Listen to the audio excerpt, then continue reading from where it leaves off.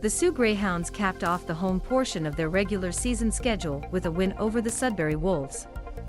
All action between the Soo Greyhounds and Sudbury Wolves at the GFL Memorial Gardens on April 13, 2022. 1/1 All action between the Soo Greyhounds and Sudbury Wolves at the GFL Memorial Gardens on April 13, 2022.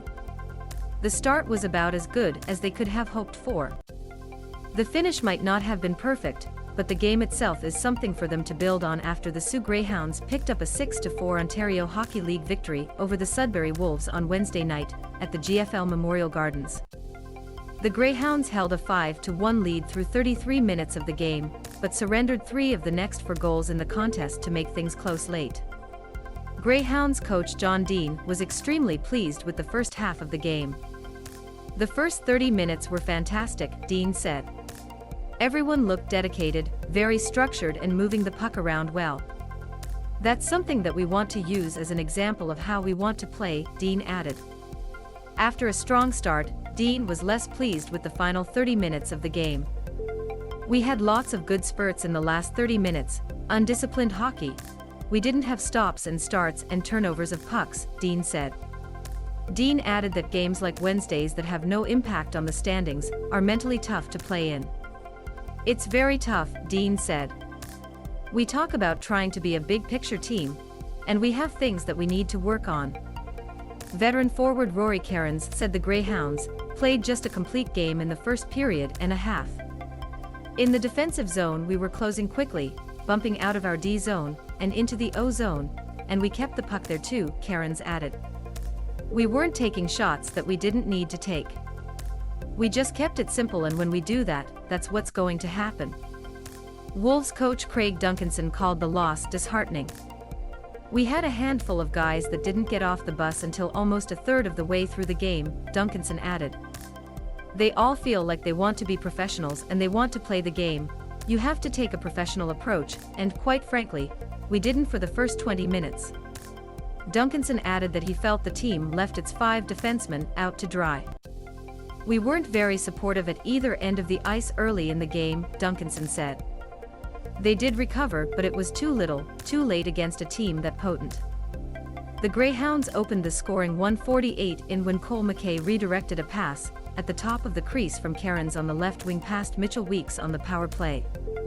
On the next shift, rookie defenseman Kirill Kudraevsev beat Weeks from the high slot stick side 21 seconds later. Sudbury cut the lead to 1 as Dominic Yendik grabbed a loose puck in the left circle after a shot in the slot by Alex Asadurian was blocked.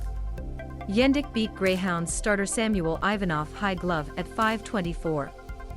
Owen Allard made it 3-1 Greyhounds at 10:02 when he deflected a point shot in traffic by Seaton Carlisle at the left point past Weeks. Cairns made it 4-1 Greyhounds 61 seconds into the second period when he beat Weeks high stick side from the slot. With the home side on the power play, Keegan McMullen extended the lead to 5-1 when he redirected a pass in close from Robert Callisty in the right circle past Weeks at 12:35.